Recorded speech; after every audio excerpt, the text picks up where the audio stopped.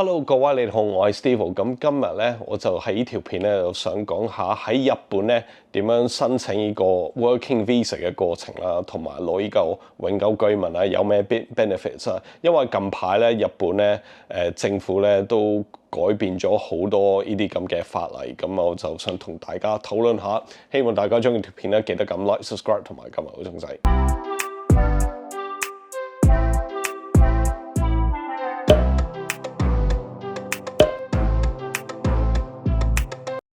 好啦，咁啊，首先食嘢先啦。好啦，今日咧我就買咗我個 weekly 最緊要嘅 family chicken。咁呢個咧少少辣嘅。咁啊，佢整個包裝咧，你可以咁樣開嘅，係啦，幾正啊！咬一啖俾你睇下先。哇！真係冇得彈，真係。200幾yen咧，你食啲咁嘅雞咧，真係個滿足 level 係一樣嘅。其實好啊，咁啊，大家咧都應該知道咧，嚟日本做嘢咧或者住咧，學日文咧係一件好重要嘅事。咁啊，如果大家對學日文咧有興趣咧，我就想介紹下 iTalki 先。如果大家想喺日本住或者申請個永久居民，學日文真係一個好重要嘅事。今日咧就想同大家介紹 iTalki。iTalki 係一個 online 嘅語言平台，能夠俾到一個1對1嘅學習環境，亦都可以跟一個 native 嘅老師可以 personalize 學習內容。今日のレッスンはどんなレッスンがいいですか？こんなフリーカンバセーションでもいいんですけど。はい、多分よければ会話の練習今私にとって一番いいのことと思います。じゃあ今東京に住んでいますか？はい、東京に住んでいます。東京は暑いですか？係最近はすごく暑いです。其實我跟 iTalki 嘅老師學咗日文一段時間啦，我覺得自己嘅發音同埋 grammar 都改善咗好多。聞いたことがあるもちろんでも、ところはよくわからない。同埋嗰啲老師都好翻，可以一齊學習。そうですね、場所はね、場所はよくわかりますよね。はい。そうです。日本人もそうなのでね。みんなね、鈴鹿サーキット知ってるけど、三重県にあることを知りません。あと忍者もいますよ。忍者も本当ですか？全世界咧有3萬個 certified 嘅老師，學150種嘅語言。最重要咧，佢就係24/7，咩時間咧你都可以去學，上一堂就俾一堂，靈活俾錢，冇需要俾任何嘅訂閱費。如果大家咧想嚟日本做嘢或者居住，大家咧就不妨可以 book 下一個日本老師，等咧你可以練下日文啦。咁如果住喺英國嘅香港朋友，得閒咧就 book 下 iTalki， 可以為你入籍英文考試做好準備嘅功課。而家 iTalki 咧就做緊一個勁正嘅優惠，而家用我哋嘅優惠碼 MBS08， 頭50名嘅新用戶買滿10蚊美金就減5蚊嘅優惠，即係5蚊嘅美金就可以上第一堂，抵到爛啦！如果大家有興趣咧，就睇下我哋嘅資訊欄啦，千祈唔好錯過呢個優惠啊！勉強頑張ってください。はい、ありがとうございます。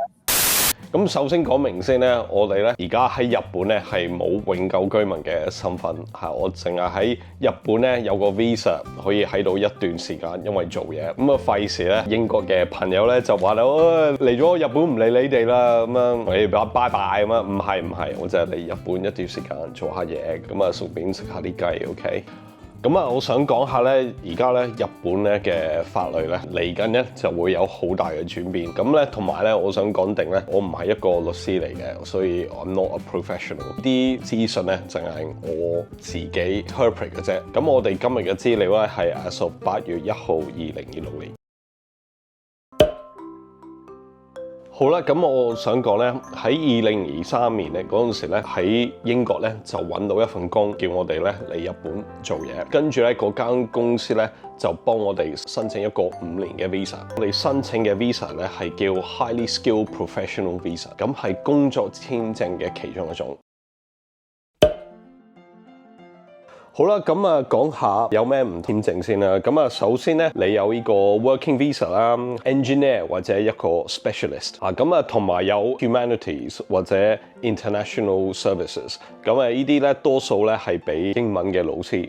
咁啊，大部分人嚟日本咧，好多個咧就係呢個 visa。第二種嘅 visa 咧就係自己嘅 business，呢個係叫 business manager visa。咁啊，舊年咧2025年10月咧，呢個 criteria 咧就提升咗好多啦。咁啊，而家咧係要3000萬日元咧先可以 meet 到呢個 criteria，咁啊都幾高嘅其實。同埋咧，你個 business 咧係要請一個日本人。以前咧係1000萬，而家咧就提升咗好多啦。咁啊，佢咧個目的咧係唔想咁多人咧就攞住一嚿錢咧嚟日本咧，跟住咧就咁喺度住。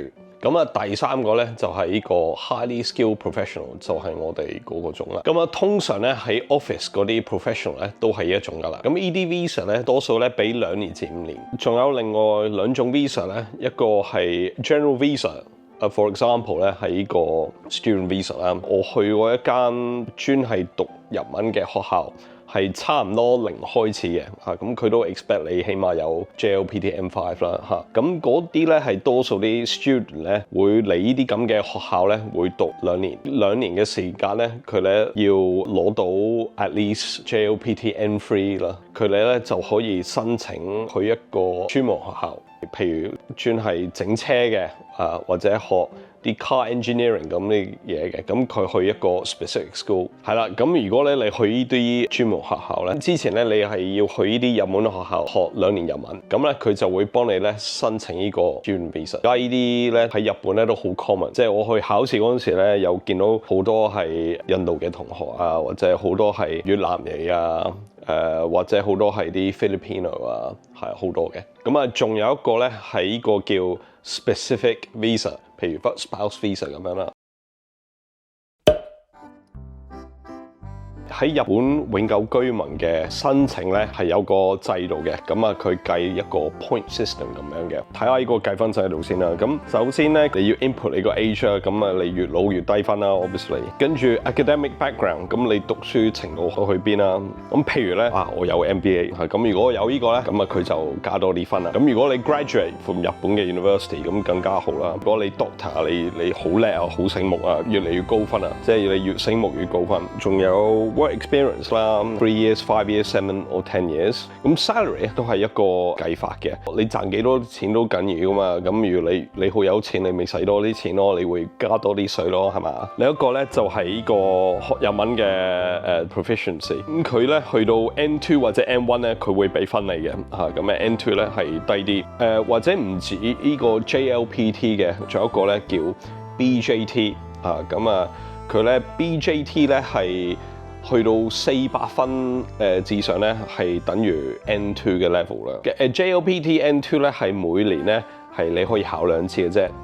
BJT 係 multiple 嘅 research achievements， 咁呢啲係又係啲更加 academic 嘅嘢啦。仲有咩？跟住佢有啲 national qualification。你可能係啲 Olympic 打棒球好勁嗰啲咁樣，係我唔知啦嚇。咁如果你有70分咧，你可以咧3年咧，你可以已經申請呢個 PR 啦。咁如果咧你係好勁，你有80分嘅，住夠1年咧，你可以已經申請㗎。咁啊，除咗呢啲咁嘅規例咧，佢有另外一個嘢咧，你係要 fulfill 咧。今年10月咧，佢哋咧就會改呢個例，跟住咧就會下年4月咧 implement 呢個例。咁呢個例係乜嘢咧？咁啊，你嗰個 income 咧，你如果你 be average，你一半嘅日本人，咁就呢個都係一個 criteria。你個 income 咧係要大約3至4 mil 度啦嚇。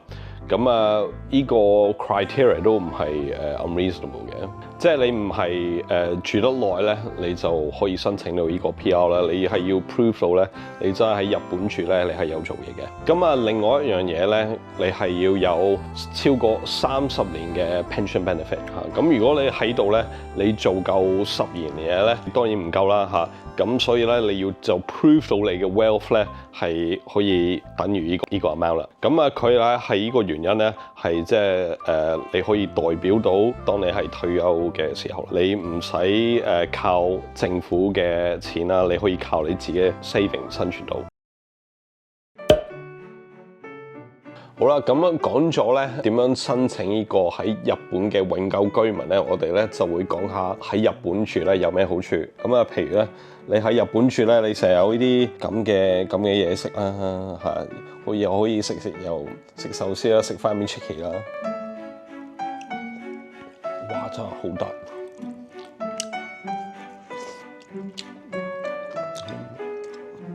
不過我成日食呢啲咧，應該好快死嘅真係嚇，所以食少啲嚇，要就住。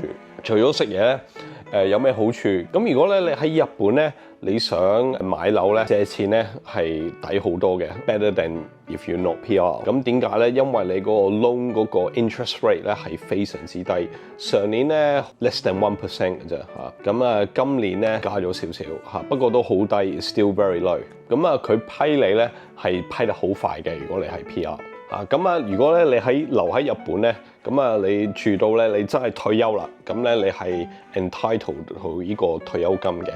咁佢咧係養到你死為止嘅，真係一件好搞笑嘅事發生咗咧，就係、是、我聽到本地嘅新聞咧，係話有啲老人家啦，咁佢哋咧就喺度當然攞退休金啦。佢哋過咗身之後咧，佢哋個仔女咧就冇報咧，佢哋阿爸阿媽過咗身啦，繼續攞個退休金，你話幾 jazz 幾醒目啊！咁呢件事咧喺報紙咧係登咗出嚟嘅，都幾搞嘢嘅。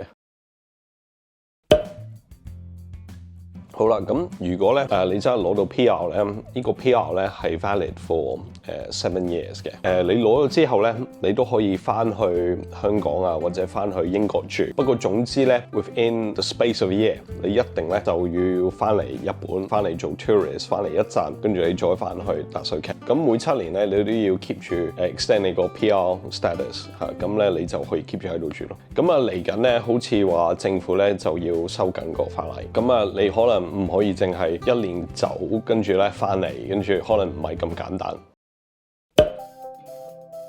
頭先講咗咁多好嘢啦，咁啊，另外一樣嘢大家要留意咧，就係稅嗰方面。如果咧你住喺日本咧超過5年之後咧，你係 applicable 咧 to 呢個 worldwide income tax 嘅。咁如果咧你喺英國有層樓咧，你租咗出去咧，當然你要俾稅啦 ，rental income。日本你喺度做嘢，你係 high income earner 嘅話咧，你嗰層樓咧你都要俾稅，不過 in Japan as well。咁你兩邊都要俾喎。咁大家咧就要留意呢一點啦。同埋另外一樣嘢咧，你就係要留意咧。如果你喺日本住夠10年咧，你就係 applicable 咧 to 要俾 inheritance tax 嘅，係啦。